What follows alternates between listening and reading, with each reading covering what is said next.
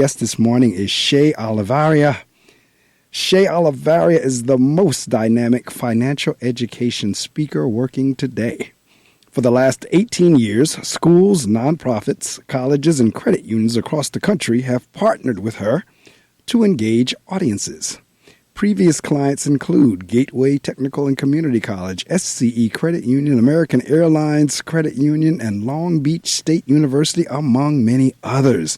She has written 3 books on personal finance, including Amazon bestseller Money Matters, the Get It Done in 1 Minute Workbook, the 3rd edition of 10 Things College Students Need to Know About Money is available now, hence why Shay is coming back on the show. She was actually on the show, I don't even remember how many years ago. I'll have to go look in my archives. But she was on the show many years ago, and I always tell my guests they have an open invite to come back as long as I'm still on the air. If they've done some new work, if they want to talk about their work again, give me a call and we'll get it scheduled. Well, Shay did just that. And hence we are here this morning. So, ladies and gentlemen, welcome to the Reading Circle Microphones. Shay Olivarria. Shay, good morning. Good morning. How are you? All is well. I'm so glad that we had the opportunity to connect and to schedule this morning because listening audience, this one we scheduled last minute, and that worked somewhere because I had an open day. Shay happened to email me at the time when I had the open date, and so we made it happen. But this one we made happen at the last minute, so I'm extremely glad that we were able to do that for a lot of different reasons. So I tell you what, do you remember what year you were on before? I am going to take a wild guess and say it was 2007. Almost 20 years. Yeah, exactly. Because you were one of my earlier guests. Because the show started in 2001, and then over the years this evolved. And you were one of the during the early years. And so when I got your email, I was like, oh yeah, by all means you can come back, and because that's always my open invite anyway. But see, this is going, like you said, in a couple of years that'll be 20 years from now. That's how quickly time is sailing by. And so I'm still on the air, you're still writing, so hey, let's do it. That's right. That's right. I had to look it up myself. I said, wow, it has been a long time. But you know what they say, right? When you do something you love, time passes. That's absolutely right. I was just saying that this morning, that because just like, all right, you're up at 4 to do this interview on each Saturday, I get up at 4 to get prepared and get into the studio. And it's not a paid gig for me. This is like totally voluntary. I just love to do it. I just, I love sharing energy with folks on Saturday morning. I had no idea, like you were tuning in. I know every week whenever I do my show promo, it goes out to about 1,300 people on email. Mm-hmm. I don't know who's listening and who's not, because I tell people all the time, just because people don't call in does not mean they're not listening. So I don't know who's listening, and I don't keep a tally. But I still do what I do, like you just said, because I love what I do. And folks are listening, so that's a wonderful thing. So I'll tell you what, let's go back, because I always like to walk us up to where you are now in terms of, there's a couple of different things I want us to talk about. One is like this whole notion of becoming an author, and the other part is the finance piece, because I saw something the other day, which is true, and I'm an educator doing my day job. There ought to be a specific class just for money in elementary school. At the elementary school and middle school and high school level, there ought to be courses just not, because this is what we do. We do it as kind of like a sidebar. Like, okay, we want you to touch on financial literacy. Okay, we want you to do something with financial literacy. But it's not, at least in my area, I can't speak for all areas, but it's not an embedded course in the curriculum that the kids get every day just on money. Mm-hmm. And there ought to be. So I want to talk a little bit about, work our way up to like, where did the interest in finance come from? Where did the interest in writing come from? Is like, in terms of reading and writing, is that something you like to do or love to do when you were a child, or did that come later on in life? Kind of walk us through how you've gotten to this point. Now you're at the 3rd edition. Let's come on. Yeah. Yep. So let's go through that. My love of reading really began with my mother. She loved to read. And so when I was a kid, I remember her sitting on the couch with me, and she would read her book, and I would read my book, and periodically one of us would gasp or, some kind of, oh, what happened in your book? And we'd share, oh, this is what, and so I've always loved reading as long as I can remember. Now, Writing, on the other hand, that is a different animal. Um, it is. So assuming is the easy part, right? Coming up with, what to say and how to say it and editing it and all of that part is not my strong suit.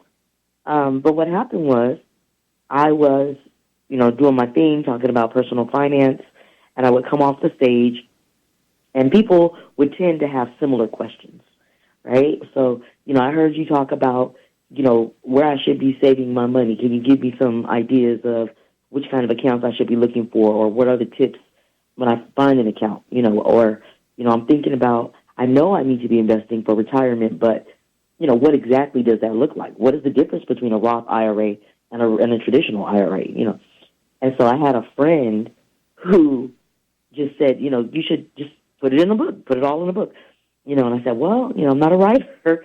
I don't know about that. And, shout out Sharifa Hardy. She just harassed me until I did it. She's like, no, this is going to be good. You need to do it. It's like the information is so timely. It's so necessary. And I just was like, drug my feet. And really, she really did. She just was on me, man.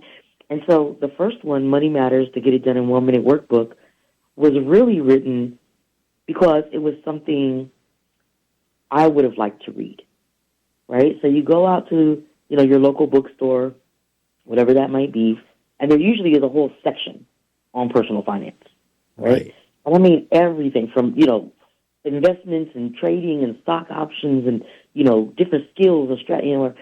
But at least my challenge was if you don't know where to start, if you don't understand the jargon, it can all be a little bit overwhelming, right? And there are people that do this as a job, right? They have a degree in investing. They've passed the courses. They've passed the, whatever requirements are in their state, whatever. And so this is a full-time job for them. Well, for people like me, it was not a full-time job. My degrees are in anthropology. I don't, And so I thought, if I were just getting started, I'm an adult. Maybe I have some credit card debt. I want to do things differently, but I'm not really sure where to start, right? What would I want to read? And so I kind of came from it, from that perspective. I may not have a lot of time. Maybe I have young children at home. How can I get the information out there in a way that makes sense, but also isn't going to take up, too much of your life, but presents enough information that if you are interested, you'll be able to pick up the first book, glean what you need from it, and then be able to go back to your local bookstore and get one of those, the bigger books with more jargon and all that kind of good stuff. But it's kind of an entryway, if you will. And I guess people felt the same way because that was my first Amazon bestseller. So that was a nice surprise. Felt like I was helping people, right? Getting the word out. But see, and then, go ahead. No, go ahead. No, because I was just jumping in based on something you just said. Go for it. And one, what I was alluding to about we ought to have classes in that at an early age. And like I said, I don't mean these like, I remember in school we had banking where we would bring our change, our quarters, and like we even had a little bank book and everything. But that was like, it was seen as an activity. Where I'm going with this is we need a course, like you say, in the jargon and things like that, because the thing we use the most is what the average person, for the most part, knows the least about. And that is money. You are not lying. You are not, man. And right, and that's what.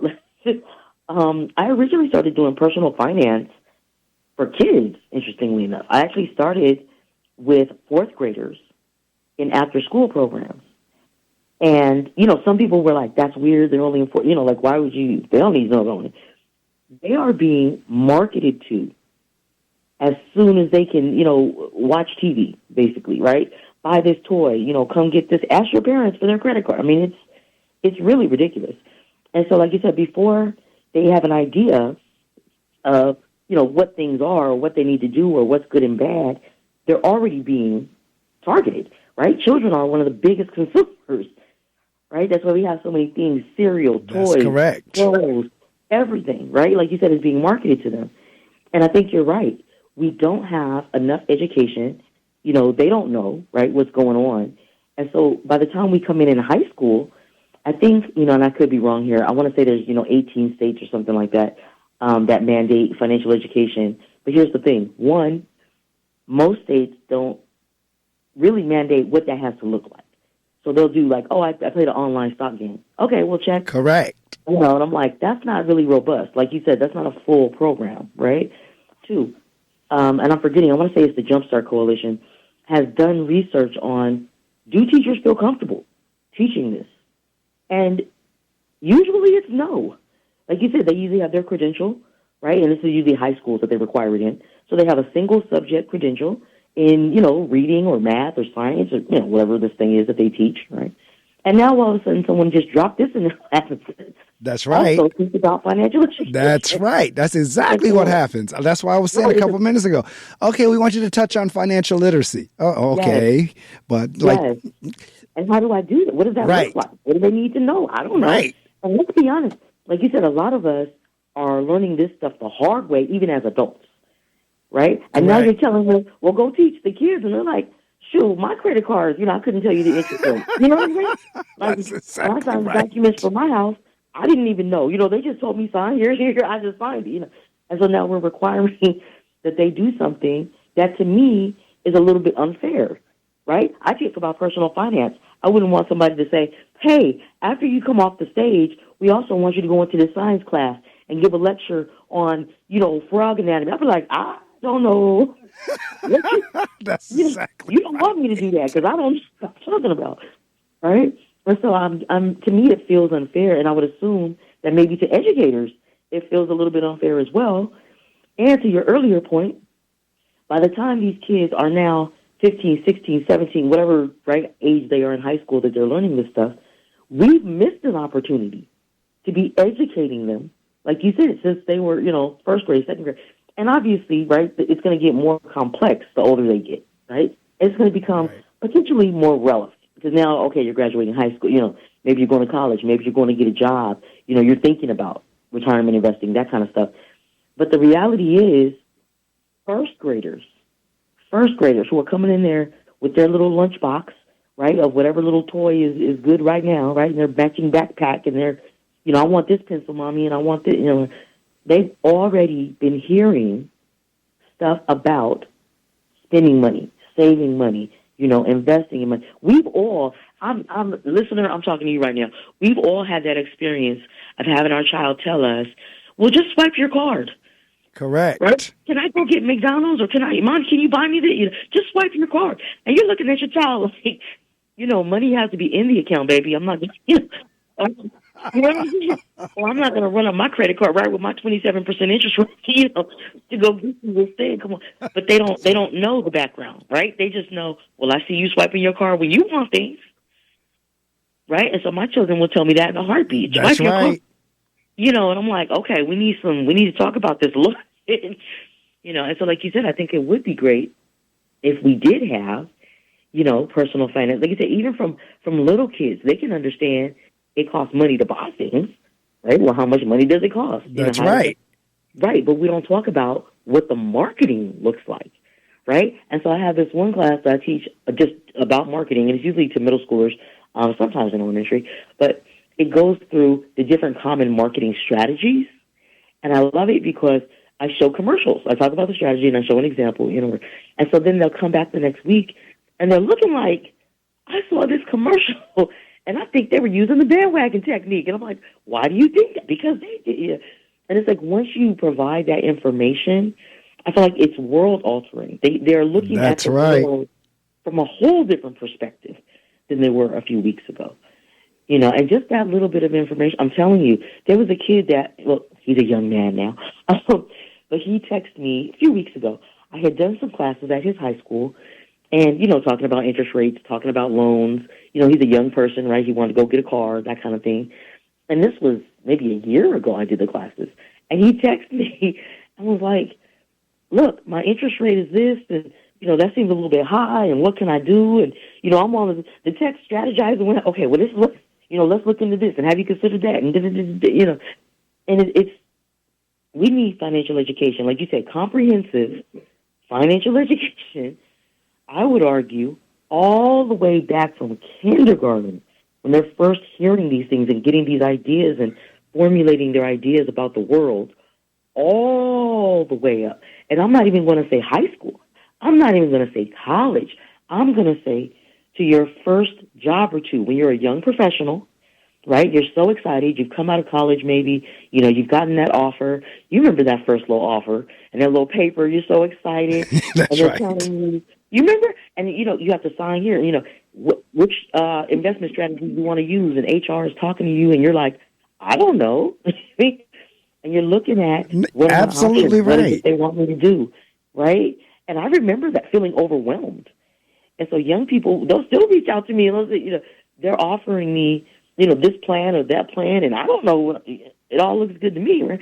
And so people either freeze and do nothing, or sometimes they pick something that's really not a good fit, but they don't realize it until they're 5, 10 years in, right? And so a lot of companies will call me and they'll say, we offer a match. We offer, whatever. We're trying to get people to invest because we're not going to offer them, any kind of thing when they retire, right? We don't have a pension anymore. And so we want to take care of them. We want them to be investing and be ready to take care of themselves. But we're noticing that, maybe only 32% of the company is doing that, right? And so we'd like to see those numbers higher, right? And so I'm like, okay, that makes sense. And so I go in, I do the workshop, do the class, talk a little about stuff. And you would be surprised how many adults would say, well, heck, I just picked it because, the number looked good, or, they have those target date funds, or, one lady told me, I didn't really understand what I was picking until today. And so that helped me make a better choice. And I'm like, man, like you said, all those years, from 5, what is it, kindergarten, I think it's 5, right? Up until your early 20s, the average American is not getting the education they need. They're not, and see, that's why I was saying. No, a couple seconds ago, you said I'd be surprised. No, I wouldn't, because I'd be one of them that would come up to you and say that. No, I know what you're talking about. But it is. I mean, first off, I think this whole notion of like investing and saving and mutual funds, and I think that's scary for a lot of people. I just think folks they think it's daunting. They think it's overwhelming. They just, I don't get it, so forth and so on. So back again to what you were saying, like breaking it down in a way that folks can connect with. And I have one of my affirmation mantras is, I am a millionaire. Now, truth of the matter is, I had over the course of my career and the money I have made, I am a millionaire. Now, do I have $1 million in shirt? Not penny. However, over the course of my career, though, I have made probably a couple of $1 million. If I've been working since I was 16, and I am way past 16 now. And so from the time since I've been working until now, I know I've made 2 or 3 or more millions in that. Now, there's a difference between gross and net, because see, that's part of the teaching and training too. You need to understand the difference between gross and net, especially with kids. But if, because again, we got I remember at 18, 19, 17, 15, I remember in my teens, and the company has changed its name, but it used to be called A.L. Williams. And they used to talk about compound interest and so forth and so forth. Had we listened whenever I was a teen, I wouldn't have to work now. Because you get into this whole notion of letting your money work for you instead of you working for your money. And again, people don't get that concept that even if you start putting a small amount aside over time, it will grow. Even if you're putting away $100 a month or $100 a week or $5 a week or $10, whatever, because if you're a kid, if you put away, $2 or $3 from your allowance or whatever, and just let it sit and grow. If you start putting in different, people don't get that. They don't understand all of that. So talk about that. Oh my goodness. Okay, I'm like, all right, where to start? So I think, like you said, so I always say that one of my favorite concepts in personal finance is compound interest, right? And that's what you're talking about. You put a little bit, for the average American, like you said, we're not born into wealth. we don't have access to, I put, $60,000 when they were born. Nope. And the best thing we can do then is take our small amounts of money, $20, $50 every check, whatever it is, and put it somewhere where it's going to compound, right? So compound interest is just this idea that your credit union, okay, or whoever it is your financial institution you use, is going to, and some people do use it for investing anyway, is going to give you free money, right, interest, on top of the free money that you've already earned.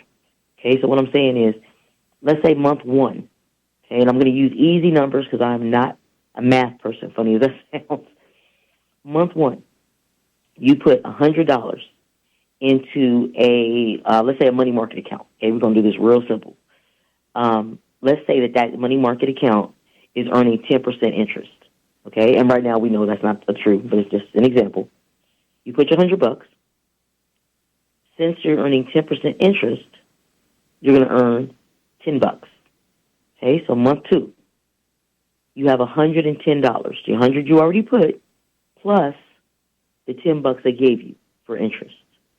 Okay, so you start out with $110 month two, and then you put an extra $100, right? Because another strategy we're going to use is dollar cost averaging. You're going to put the same amount, whatever that is, $20, $50, $100, whatever, same thing every month. Okay, month two, you started with 110, you put another $100 in. Okay, so now you have 210, and they're going to still do that same 10% interest, right? But this month, you're going to get interest on top of what you put in plus what they put in, right? Easy peasy, lemon squeezy. So now the second month, you're going to get $21, right? The third month, you're going to put your same $100, and then they're going to give you, right, that same 10%, and it just kind of goes on and on and on. The beautiful thing that people don't understand, and I know these numbers don't sound that exciting. Lady, you're only saying I got $1, right? I only got $10. Like, that's not going to make me rich. Correct. But over time, right, my favorite compound interest calculator is investor.gov. Okay? Now, you can just type in compound interest calculator wherever you search, and it'll bring up a ton of them. Okay? I just like that one. Okay? Green and navy blue interface. Okay? Investor.gov. And play around with the numbers. You said, Mark, that you have been working since you were 16, right? Me too. I know when I was young, I did not save or invest a penny. Correct. Not a penny. Right? And like you said, I look back, right, over all those years now, right? And like you said, if I had just put, like you said, $20 a check, I was still going to be able to go and, buy my burgers and buy my clothes and do, $20 a check. Over all of those years, right, I would have been in a much better position by the time I wanted to buy a house, by the time I wanted to go to grad school, even stuff like, just traveling or whatever you wanted to use the money for, because I would have had the principal, right, that I had contributed, plus that interest, right? So all those extra $10 every single month over the last, 35 years was really going to add up. And I think sometimes it seems maybe too far away. I work with a lot of young people, teenagers, kids in college, and I think, they're like, well, that's, 30 years from now, lady, like, let's not, now that we're, well, you remember those years, right? I do, and the only thing I could say to that is, on the other side of that, it goes very fast. It's and that's where I was going. Very fast. A flash, right? You're like, I was just 23, 2 weeks ago. No, right. ma'am. No, ma'am. Right? And so, when I think about, like I said, mostly working with kids because they can really take advantage of that time, right? I always say, young people, the compound interest, formula is money times time times interest rate. So even if you don't have a lot of money, you have a lot of time, right? So that's the benefit of being young, right? Youth. Now, some of us are a little older. You're like, look, lady, I'm already 30. I'm already 40. I'm already 50, right? I'm thinking about retiring at this point, and that's fine, right? That's fine. But so I need you to start thinking about then what that looks like and how you're going to accomplish that. Okay, so even if you're thinking, I'm 10 years out now, okay, you may or may not actually have enough money to retire. And I know people get, like, oh, I don't want to, I don't want to think about it. I don't want to talk about it. But I've seen quite a few people who are coming to me at, 50, 55, and they're like, yeah, I'm, thinking about retiring a few more years. And I'm looking like, yeah, you have about $120,000, in your retirement account, which is great. That's great. But I don't know if that's going to be enough to live on.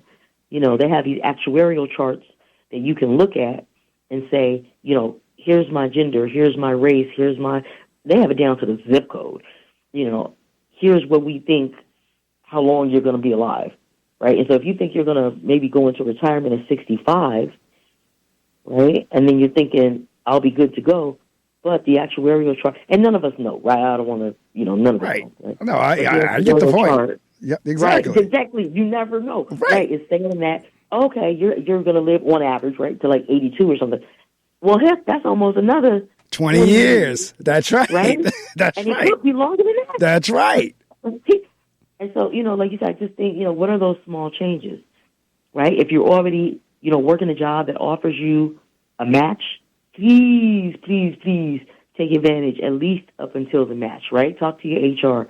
Increase your retirement contribution. I always say at least by 1% every year. You won't even really notice it financially, but like we're talking about, right, over time, it's going to give you a better foothold, right? You have some spare money.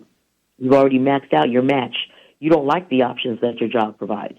You can open a traditional Roth. You can open up, now I'm forgetting, a Roth or a traditional. My goodness, I'm losing my mind. But you have other options, right? If you are at a place where they don't offer a retirement plan, because I hear that too. They're like, well, either I'm unable to take advantage, maybe for some reason I'm not, haven't been here long enough or whatever it is. Or, like you said, I just don't offer it, right? Not everybody has, kind of a corporate job, right? You can open an individual, IRA, an individual retirement account. You don't have to say, well, since, my job isn't going to do anything, I don't have any options, right? You always have options, right? When I was a little kid, my great-grandmother started investing for me using treasury bonds. Do y'all remember those? Right. Those old Yes. treasury bonds? You used to get them from the bank. That's right. $20, whatever it was, right? And then, face value over time, all this stuff.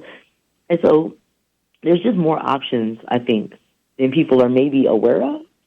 And I feel like part of that is because of lack of education. Like you said, we don't know. We don't know what we don't know. That's absolutely right. Right. We don't know where to start. Listening audience, I always tell you, I'm on the air from 6 to 9. I hope you join me at 6, but certainly at 7 when my guests come on.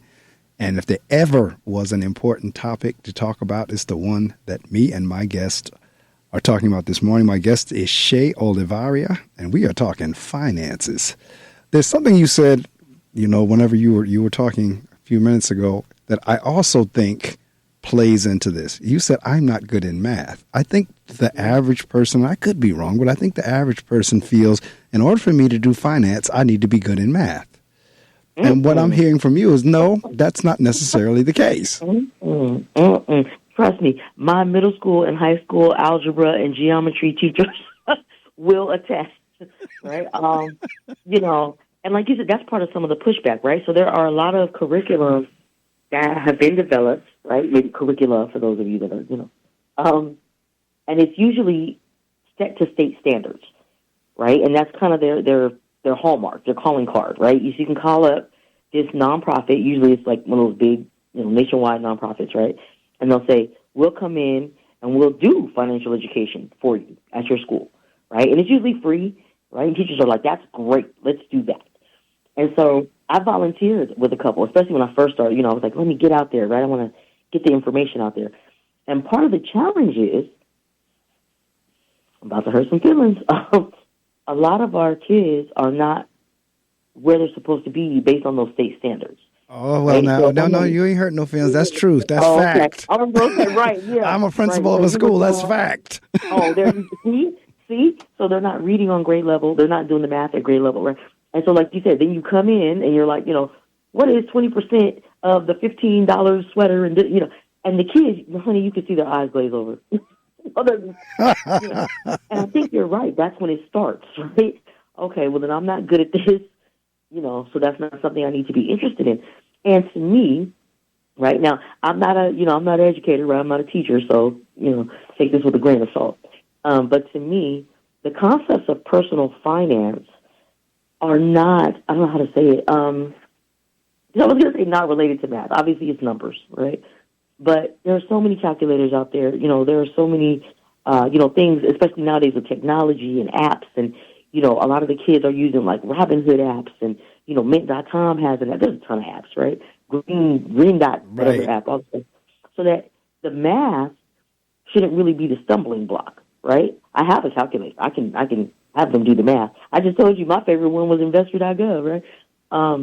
And so if you have that math anxiety, or you're like, the numbers make me a little bit nervous, do not let that stop you, right? Because every single one of us, gets a check every 2 weeks or every month or every whenever it is, and we are already planning, right? I need to pay my rent. I need to pay my mortgage. I need to pay my car note. I gotta, we're doing it, right? We're doing it every month to whatever degree, right, that we need to, so that we can be, housed and fed and all of those things, right?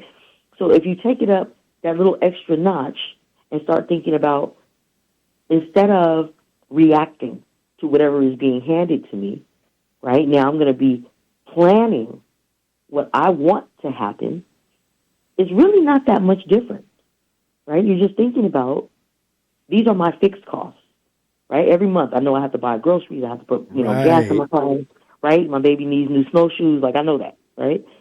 And then there's usually a little bit of discretionary income, right? So this is my, and it might be $20 a paycheck. It might be, $2,000 a month, right? I don't know what your discretionary is. But there's some extra, basically, right? And that's a lot of times where we fall down, because not only do we not have the education, not only are we sometimes a little bit leery of the math and all that kind of stuff, sometimes it's also an emotional stumbling block, right? I hadn't gotten up. I went to, work every day. I fed my kids. I took care of my dog. I did all this stuff for everyone else. When do I get to do something for me? And that's when you're like, I'm going to go out here and, get these boots, right? So winter's coming up. They're cute. They're on sale. It's only $180. I'm going to get these boots, right? I'm going to take this trip. You know what I'm saying? Whatever this thing is, right? Which is fine. Like I said, I don't have a problem with anybody spending money, right? I want us to have joy. I want us to be happy. Right? But I also want balance. You know what I'm saying? We all know those people who look wealthy, right? They have the new car and the new, live in the best house, and and we sometimes don't realize the stress that comes with that. Maybe that car is a lease, right? Maybe they got to worry about, oh man, my taxes went up this year. My house payment is going to increase. That stress, right? And so for me, my hope is that you can have some money in emergency savings, so that when things happen, because things are going to happen, you have a little slush fund, right, that you can pull from. I want you to have some retirement investments. So when you open up that account online and you see that money, honey, it makes your heart smile, right? My grandmother used to always tell me, you need some mad money, you need some money so when things don't go well, you have something to fall back on, right? All of our parents and grandparents, I'm sure, have told us, save something for a rainy day. That's right. Right? And so I want you to have those emergency funds. I want you to have those retirement funds. And then I want you to also have that discretionary fund. So when you do take that cruise or, take that trip, whatever it is, you're doing it guilt-free, right? I've done everything I need to do. My bills are current. My investments are, set aside. And now I'm really going to enjoy that trip to Brazil, right? I'm going to enjoy, taking my mama on that cruise, right? And so I want you to get everything that you want out of life. I want that joy for you. And even those small things, like you said, setting a little bit of money every single check, just a little bit. I don't need a lot, right? Just a little bit. And then taking advantage of compound interest, right? That stuff is, I'm telling you, it's a small changes, but they're going to make a big difference. How do we, in terms of mindset, because something you were just saying again, because, I don't have a pat question list. My questions are generated from something you've said or your responses. So something you just said a couple of minutes ago kind of like prompted this question in my mind about mindset. How tough is it to get somebody to have the mindset of the same way that you have to pay this bill, that bill? Why can't you now have a part of the money go toward, say, like, okay, I know I got to save this. I know I got to invest this. And like, and have the same mindset that you have for the shoes or the this, that, and the other. A lot of times we don't do that. Again, like I said, there's no reason. I just have to kick myself and take full accountability. There's no reason why I'm not a millionaire today, because I had opportunities to invest in my youth and did not. I mean, at one time I worked for AT&T, and they had a bonus structure at one point that if the company did well, everybody would get this bonus. It was called a team award. So even at the time, I was like a secretary, but I still was able to be a part of this team award. And it would be somewhere between, and I was on the lower level, because if the higher execs were getting like team awards for 50, 60, 70, 80, 90, they were going out buying boats with their team awards. But my team award was still like somewhere between $3,000 and $5,000. And so, right. What I can kick myself for is not just taking that $3,000 to $5,000 at that point and just every year putting it into an account, because this is going back now 40 years ago. See? Had I done that 40 years ago, like I said, I would not have to work now. Had I socked that $3,000 to $5,000 away each year, because after a while they did away with the program. But for the 3 or 4 years that it didn't happen, that was good. But the other part of that though is, when you are getting that money, there's always something that you need, always something that you want. So or maybe you did put it on a bill, or you put something on the house. So how do you just get into that mindset? I don't care what happens. I'm putting it in this investment account. I'm putting it in this savings account. Yes. And that's the question, right? Yes. I had the answer to that question, right? Yeah, how do we get into that mindset of that? Right? But I think, like you said, part of it has to do with just, education, first of all. I think a lot of us, like you said, don't really kind of understand. Sometimes the biggest pushback about investing, at least that I've seen, is people don't really understand how it works. And so sometimes they'll think, well, if I give these people the money and then I need it, like you said, some emergency happens, right? I need it back. How do I get it? Or how long does that take? Or what, can I get it back? Like, they don't really understand kind of how that works. And so I feel like the first thing for me is just education. Many people are surprised. Like, oh, I didn't know it was that easy, or I didn't know, it's always mine. I can always take it back, or I can, and then the second part of that, and I think to me the second part is the harder part, is the emotional piece. A lot of us have ideas about money, again, from when we were children, the way we were raised, how we saw the adults in our life handle money. And so a lot of it, I liken to kind of like hardware that's running in the background, right? And so maybe our software, we're inputting books, we're inputting, lectures, we're learning about all this stuff. But that hardware, right, that original OS is telling us, life is hard, you never know what's going to happen, enjoy today, right? Who knows what tomorrow might bring? And so when I get that bonus at my job, or I get that windfall, whatever that looks like, instead of, right, investing it for something that might come 20, 30, 40 years from now, right? I want to enjoy today. Like you said, I want to buy the boat, right? I want to go on the trip. I want to do the thing, right? And the only way that, I try to work to combat that is, like I said, two things. So one, just the educational piece, right? How it works, what that could look like for your life. Because also there's no cookie cutter. We're all different. Different things are important to us. We have different emotional inputs, right? I would never try to tell someone, well, you should always be doing this or that, I get it. And some of us like those kinds of things because it helps us, right? I'm going to squirrel away 20% every check. That's what I do, right? Right. Some of us, that feels tough, and you're like, well, this week I'm trying to help my mom out, right? The next thing, my kid got sick. And then that creates a guilt cycle where you're like, oh, I know I was supposed to do it, but I didn't do it. And then you don't do it this month either because you felt bad about last month, right? That's right. So, they're real life, right? And so, part of it is the education piece of kind of how it looks and how it could look in your life, right? And then the second part is how I try to deal with the emotional piece is figuring out, I want to say, like, what your non-negotiables are, right? So for most of us, our check is the same, right? Every week, every 2 weeks, every month, whenever it is we get paid, we're pretty much expecting the same amount of money, right? And so think about where that needs to go. Like I said, you have your fixed costs, right? You got to live, your house, your car, your gas, whatever. Right? You have that discretionary income. If you know that you have a relative that needs some help sometimes, put that as a line item on your spending plan. So when they ask you, things are tight this week, can you send me something?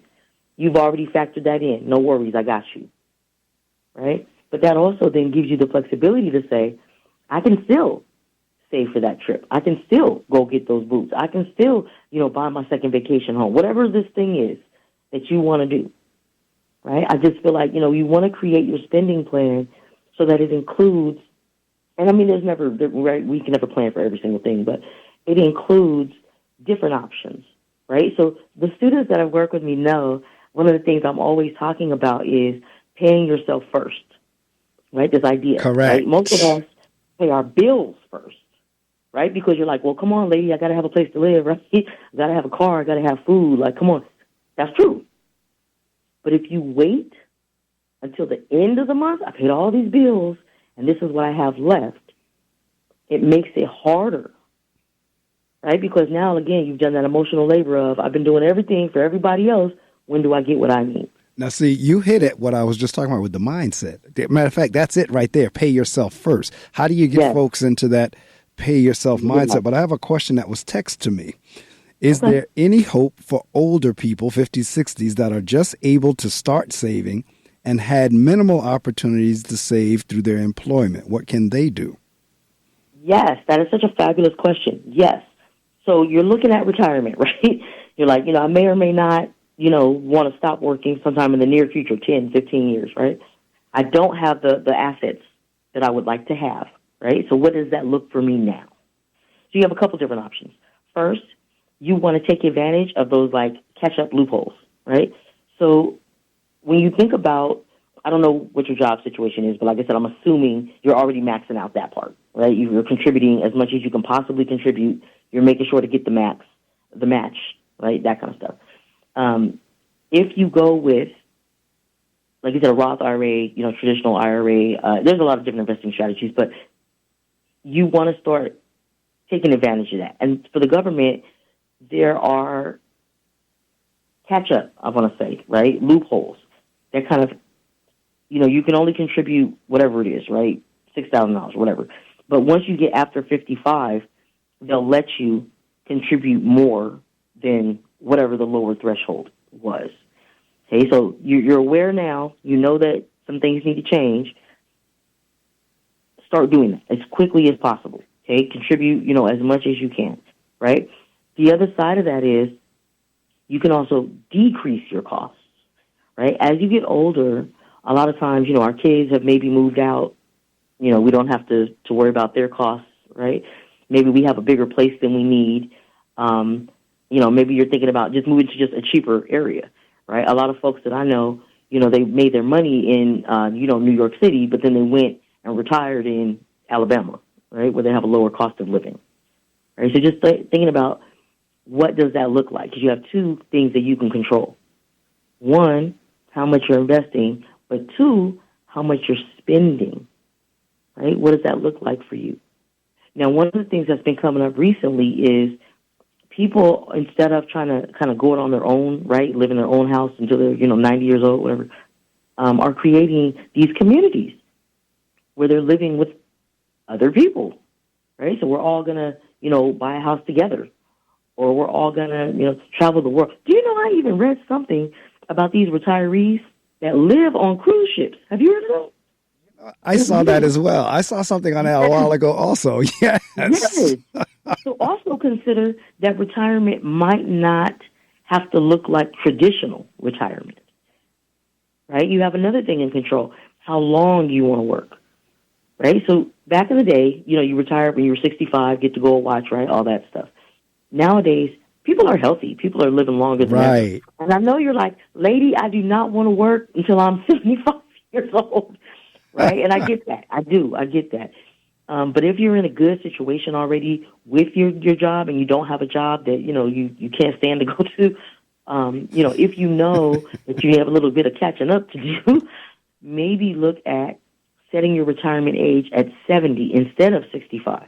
And don't forget that when you start pulling from that retirement, right? And I know it's different for teachers. You work a little bit different. But for the general kind of public sector people, right, the amount that you're going to get is going to be less at 65 than it will be at 70. So if you know that you have a little bit of catching up to do, maybe set your sights on 70, start investing, take a look at your costs, see how you can maybe get those costs a little bit cheaper. Think about non-traditional retirement. And then, like I said, think about pushing it back to 70. I know 5 years isn't a whole lot, but it'll certainly give you more time to start thinking about what that looks like and start squirreling away some more funds. So, well, I tell you what, my thing is this. I probably will never, ever not work unless I'm incapacitated, but I won't, and my thing is this. I will be in a position, or I want to put myself in a position where I don't have to punch anybody's clock. Now, I can start my own business, I can consult, I can go out and, motivational speak or what have you, whatever. But, I mean, so for the notion of just sitting around in the rocking chair for the rest of that's probably not going to happen for me just because of my personality. But I will always be doing something that will earn income. It won't necessarily be going in, punching somebody's clock. I got to be there by 7:30 and all this kind of nonsense. It's like, okay, when I get out, and I'm not saying I'm asleep all day, but, it's just that whole notion of I'm not obligated to any particular company. Or maybe, I don't know. But I'm going to shift gears a little bit. Two things. One, because we're working our way up to your latest book, but because we're going to go to the other end of the spectrum, which is the college child. Now, with that being said, do you know Melissa Langley at all? Or have you ever heard of her? Who's that? Okay, she was a mother that secured over $14 million in scholarships for her child for college. Oh, okay. She was, she was a guest speaker. She did a workshop at my church, as a matter of fact. I wasn't able to attend, but it was just this whole, she amassed $14 million in scholarships, because they always say the money's out there. There's money out there. You just got to know how to get it. And it's kind of like, I have that I have yet to figure out. I mean, they've always talked about this money out there. I guess I haven't figured out how to get it. However, which leads us to your latest book, 10 Things College Students Need to Know About Money. Let's talk about that, because now we've got on the other end. We're on that. We just talked about the 60, 65 end, but now let's go back to the college end. What do college students need to know about money? And you don't have to give the whole book away because we want people to buy the book. But give us the give us the cursory view. Like you said, it's the same things we've been talking about, right? So let's start at the beginning. People don't even understand the difference between a bank and a credit union. Right. That's right. You know what I'm saying? And so they don't understand why they might want to use a credit union. Like I said, I'm huge credit union advocate. Please, go to, find a creditunion.com, I think it is. But you can look up in your neighborhood what credit unions are available to you. Right, they have lower interest rates. They tend to have better customer service, reviews. People like them better, basically, right? They're close to where you are. The pushback often is, well, I don't see a lot of branches, right? I can't, look around my neighborhood without seeing the big, B of A, Wells Fargo, Chase, those kinds of things. Credit unions know they're smaller, and so they've banded together, right? They have the credit union, the co-op network. A lot of times you can walk into a different branch than your credit union, but you can bank with them, just like if you were at your credit union. A lot of them have ATM agreements where you can use ATMs at, your local 7-Eleven, your local Duane Reade, your local, whatever this thing is. So, don't sleep on credit unions, right? That would be my first thing for college students. There's everything in the book, right? So we're talking about taking out loans. Like I said, the young man that had contacted me about his car loan. They're getting their first job, and they're excited. Now I can get this car. Now I can, that's usually a young person saying, let me get my car. Do you need a new car?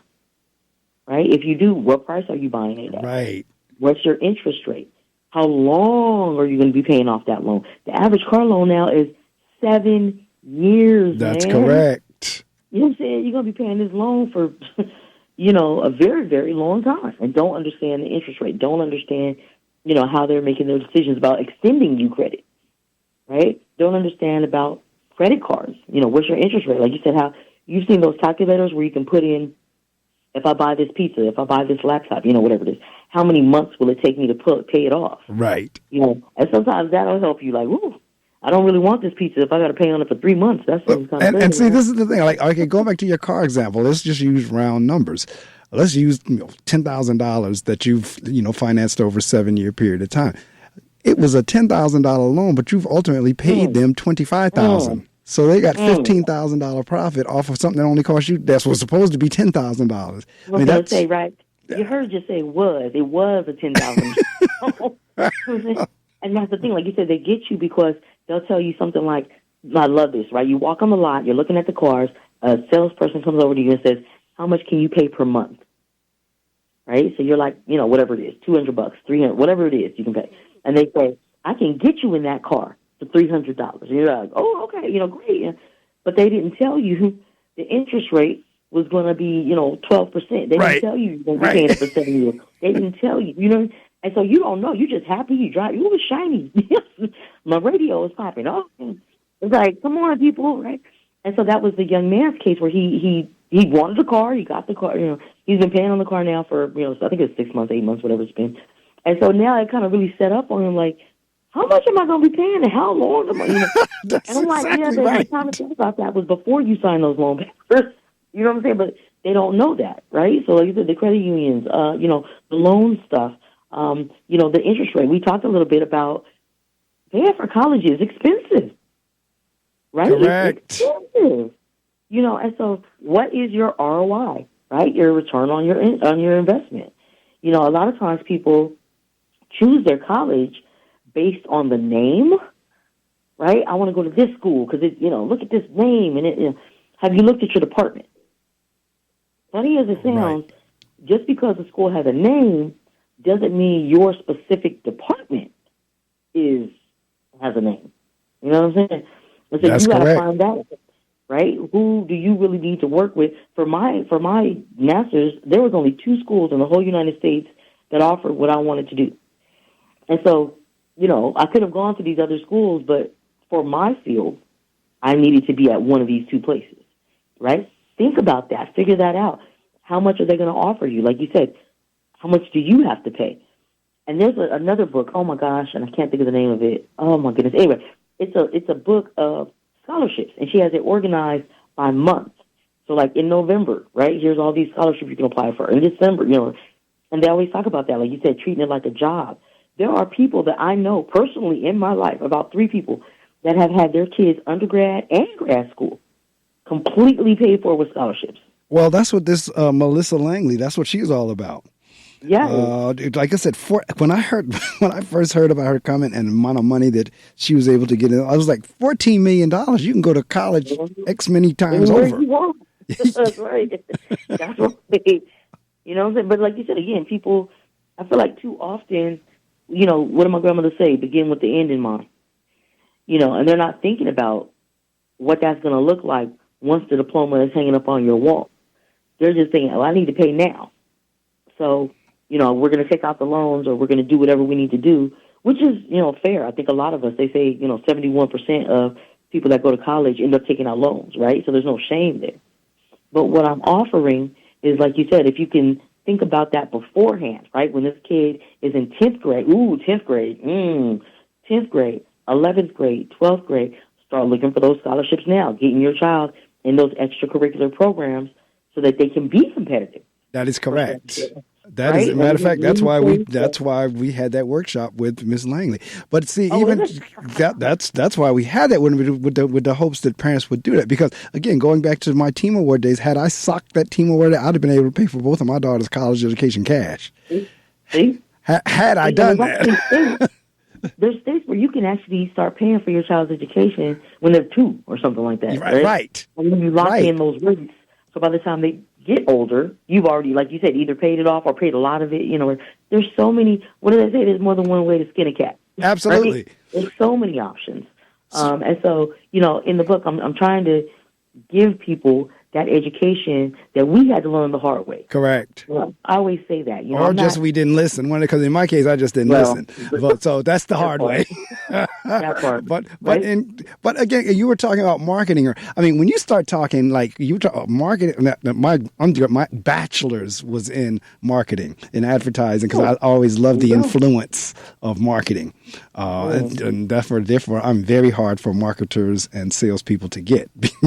So, know all your tricks. Exactly. But going back to what you're saying in terms of marketing to college students, the credit card companies go ballistic marketing to college students for exactly the reasons you've been talking about.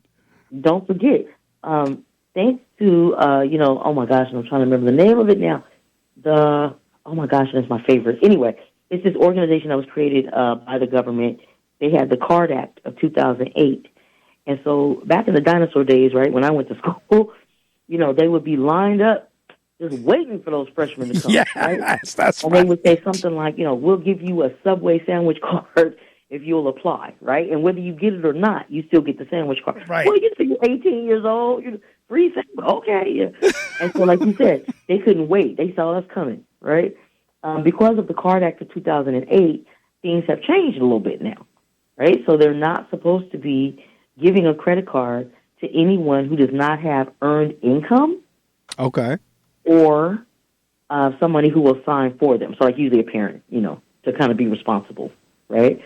And so that has changed the game a lot for college students because back in the day, they were graduating not only with college loan debt. The credit card debt, that's right. That's right. That's right. And a lot of us, again, your head is so filled with, after I graduate, I'm going to find this job and I'm going to live this great life. I don't have to worry about this. I'll be able to pay it off in no time. And now we're seeing a lot of college graduates are not able to find either work or work that's at a living wage, right? So the data says that if incomes had increased at the same rate as inflation, minimum wage should be like $24 an hour right now. Right. Right, and most people balk at that. They're like, I ain't paying $20. To flip burgers, that's crazy. And what I would offer is, instead of complaining about people, because that's still, like I said, minimum wage. That's still, when you look at how much it costs to rent an apartment, correct. It's barely going to cover that, barely, right? I would offer, think about why you aren't making more. Like, don't be mad at these kids because they want to be able to live, right? When I was a kid, like you said, my first apartment was, $600, whatever it was. I worked at Taco Bell. I paid that, no problem.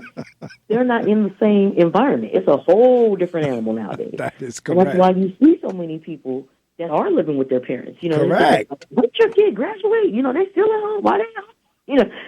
And I'm like, yeah, but there's an opportunity here for us to step away from the tradition that we've been taught, right, that may or may not have actually served us, and create the life that we want. Because my question is, most cultures around the world, your child does not leave home at 18. Correct. You know what I'm saying? They don't leave until, they're getting married or they're, something. And sometimes not even then. A lot of people have land, right? And so your baby is just going to add a room onto the back of the house. Correct. Bring their new partner in, and now they don't have any rent because you've already paid the house off, right? We've already, and so what does that look like? And so for the college book, I think it's interesting because these kids are starting their lives, right? It's the beginning of their life. And so I feel like if we can give them, a little bit of knowledge, a little bit of the ability to, really make some decisions as opposed to just accepting kind of whatever is being given to us, right? Then they're going to be in a much, much, much different place because paying off those student loans has changed a lot over the last 10 months. Okay? I don't know how many of, folks have been following, but the options that we had, pay and repay and all these different options, they've been taken away. Then some of them were, just given back. I heard that Student Plus loans, which a lot of people use for grad school and stuff like that, are going away next year. And so we really need to be, hopefully, equipping them and supporting them, right, so that they can make some good decisions as opposed to kind of fussing at them about, well, I was able to do it when I was your age. Well, it's a whole different animal. It sure is. It most certainly is. And see, again, it goes back to our earlier discussion or in the beginning of the interview about the thing that we use the most and need to know about, we're least educated in. So your work is extremely important. Yeah, so like I said, we're all, like you said, and I think a lot of adults, we're trying to, we care about our kids, right? We care about our nephews and our cousins and, all the young people in our lives. And so we're trying to give them the benefit of our lived experience, right? I'm telling you, this is hard, please do this. The challenge with that is things have changed significantly since we went through it. Right, and that's not to be. That's for sure. I mean, I know because I have elementary and middle school kids, and of course they all love Jordan. So we do a lesson throughout the year at some point in terms of production cost and what they pay at the store. Stop playing. And so they're shocked. It's like, no, so now we get into the profit for the company. And see, and this goes back into what you were saying earlier about a lot of times, particularly, if you don't, for the most part, I get the psychology piece. I get that part. Like if you don't have a whole lot, you try to get the most expensive thing for your self-esteem or to try to make it appear as if you do. I get all that. But once you kind of start breaking down, like, okay, this is a game. And the game is about somebody else making money. All right. And so once we kind of start understanding that, it's not like, listen, no shade against Jordan. I love Jordan, but you begin to understand, okay, you can have a different brand. Now, I know how kids do with teasing each other. But once they start understanding, and that's what I mean by like at an early age, if you kind of start breaking some of this stuff down at an earlier age so the kids get to understand it. Yeah, and you're right. We are in a totally different day. I mean, we're talking like my first mortgage when I bought my first house was only $1,200 a month. And now rents are like average $2,500 to $3,000 depending on what part of the country you're in. That's right. They have a hard road to hoe. Yes. This is always like, how can you think creatively to get what you want, right? So there's Jordan's example, right? So my baby, right, I have, 2 kids of my own, and my kids, for the most part, stay in Jordan. We love Jordans, elephant print. We just bought them another pair yesterday. We love Jordans, right? Right. But, and I don't know if it's going to ruffle some feathers, so feel free to, message me on Facebook, Instagram, or whatever, and tell me your thoughts. But generally, we buy used shoes. Now, I know that people going to be like, ooh, you wear used shoes? Sure am, right? So we're getting the same, Jordan look that we like. Right. And especially when they were babies. Because let's be honest, babies don't wear them shoes. They ain't even walking yet. Right. That's exactly right. My baby have Jordans too, right? And so, we were going out to, the flea markets and the thrift stores and, Goodwill.com and all that kind of good stuff, and getting the shoes and, cleaning them up or doing whatever, The kid wears them. You know how kids grow. They're going to wear them for, 3 months? That's right, if that. Thank you. And so instead of getting these, and I love it. I love the Spizikes and all the colors. Right. But so instead of buying this child who's now 4 years old a $90 pair of shoes, I'm getting him the same pair of shoes for $5. Right. And, Goodwill.com. So I'm like, okay, how can I think creatively about this? Like I said, I want the shoes. I can't lie. I like them. I think they're cute. But like you said, to me, that's not a good return on my investment. Correct. Right? I could buy that baby that $5 pair of shoes. Like you said, it's used. He still looks cute, all that good thing. And then we took the other $85 and invested it. See, there you go. So my kids, every year, they get to choose what stocks they want to invest in for Christmas. And so we'll get them whatever the toy is, right, they want. Last year there was Legos. They really love Legos, right? Or, the year before that was Nintendo or whatever. Right. But then we'll also get them the stock that goes with it. And so they're little kids, right? They don't care. They're like, they get the little stock certificate, they throwing that under the tree. They don't care. Open the toy, right? But as they've gotten older, right, now we can appreciate that. Last night we were at a Halloween event, and a plane went by, right? And I elbowed my kid, and I said, "Mijo, there's your money." And he looked up, he saw the plane because he knows me invest in that company. Right. And then he started smiling. He said, "Oh, yeah." He does this little thing. Ka-ching, And so as they've gotten older, they started to appreciate it a little bit. Like, oh, okay. Like you were talking about earlier with, I want my children to have as much ownership over their life as possible, right? And so some of that is financial, right? The more money you have, the more things you have access to, right? But some of that is also, went back to that punch in the clock ideology, we own land. Right. A lot of times, what do we tell our kids? Go to school, right? So you can get Right. a good job, right? So you can make money, so you can buy a house. Well, my kids already have a house. They already have land. They already have stocks. They already have, And so I'm like, okay, so what is that going to look like for them when they don't have to start from zero? Well, see, this is what I was going back to, like something you just said again about mindset. Now, you said you looked up at the plane and you said, there goes our company, or however you said that, and the response was, yeah. See, that's mindset. Mm-hmm. That's and see, that has to be fostered. Now, see, you're doing it out of home. We need more homes to do that for them, but that goes again back to education. All of it really does go back to education. So I love that whole notion, because see, I'm one that always give a book, but I love that notion of giving a stock. Too. I mean, that's I know the kids hate my kids because all the presents are always. You said books and or stocks. I will give a share of Barnes and Nobles like nobody did. I love that idea of giving a stock. I really do. Because, again, it starts, particularly if they're kids. They're like, I don't know what it is, but over time now you start teaching with that. Okay, that gift I gave you that we call a stock? And this is what, like you said, you looked up and said the airplane, and the response was, yeah. If we could get that, like on a nationwide basis, I think we would definitely be in a better place. Last thing before I get ready to wrap with you was the whole notion of the Jordan. Now, it's one thing if you get yourself a decent pair of Jordans for whatever it is, and you have one pair. But I know folks that got to have 20 pair of Jordans. Now, that doesn't make any sense. They got a closet full. Not only do they get one, they got to have 20 pair. Why couldn't one do? See, this is back to the money thing again. All right, if you're going to spend $200 on that one pair, that's fine. But now you're going to spend $200 on 10 pair.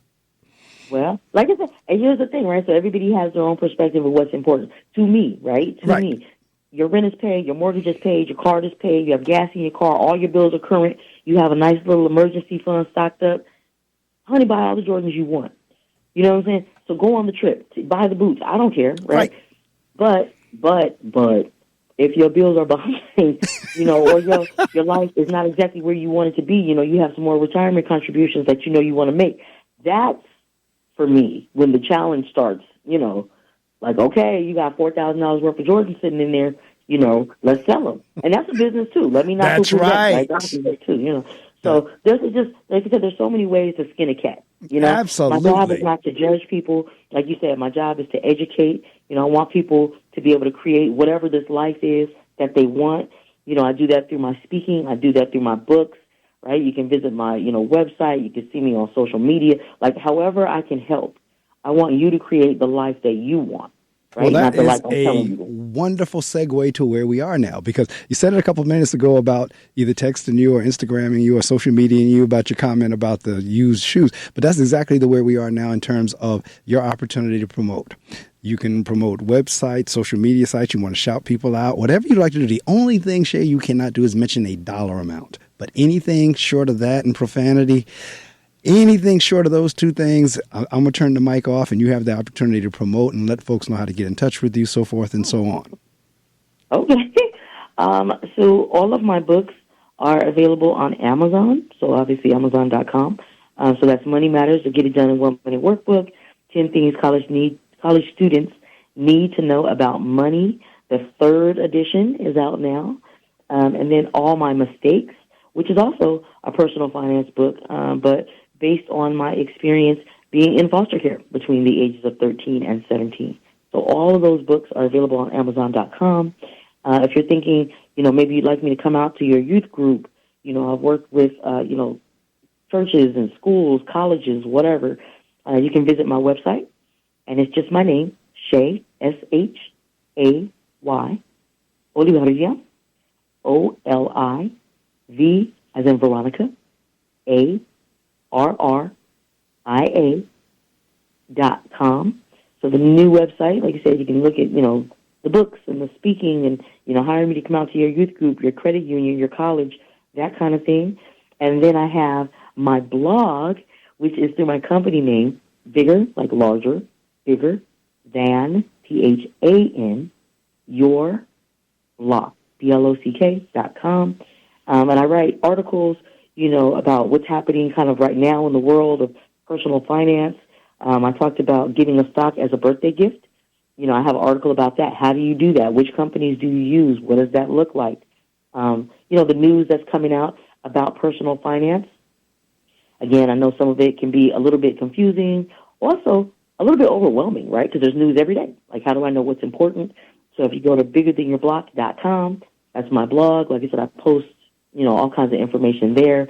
Obviously, Facebook, Instagram, all those things. So if you ever wanted to get in touch with me, you have quite a few ways. And thank you so much for giving me this opportunity, Mark. Well, I thank you so much for rising early. Y'all wouldn't know it was like 4 o'clock in her time when we started this. Just listening to her, she sounded up and lively and ready to go. It's 4 o'clock in the morning. So I thank you so much for rising early to join me. Like I said, every now and again, I do get financial people on the show, and the discussions are critical because we, at the end of the day, we really don't know enough about finance. And that's why companies are able to do what they do in terms of making their profits. I mean, folks go into business to make profit. So I'm no shade on, making profit. But like you said, we can be smarter in terms of how we spend our money. Like I told you, I was a marketing major. So I like salespeople, they can't deal with me because it's like, no, you're not going to talk me into something I don't want. I know most of the time when I go in the store, I know what I want when I go in there. So I don't care what you say. This is what I came in here for, and so forth and so on. But just for us to be smarter consumers, to be smarter with the money that you do make, and to be able to have something, again, if something goes wrong or to take that trip or what have you, you don't strain yourself. I'm going to definitely have you back because finance, we can definitely continue with something like what's the best way to pay down credit cards? I mean, it's like if you have two or three different credit cards, one has a $6,000 balance, one has a $2,000 balance. Which one do you go after first? Do you knock off the 2,000 or do you keep working on the 6,000? Like stuff like that. I'm going to have you back so we can talk like the finances, like real finance that people deal with every day. Yes. All right. I would too. Thank you. All right. Well, I tell you what, you have a wonderful rest of your day out there in California. Yay. And I'm going to try to have a wonderful day here in New Jersey. We're on the opposite ends of the country. So, again, I thank you for rising so much. And I will definitely, we won't make it be 20 years before you come back again. Agreed. Thank you so much. You have a good morning. You do the same. Take care. Bye. All right. Bye.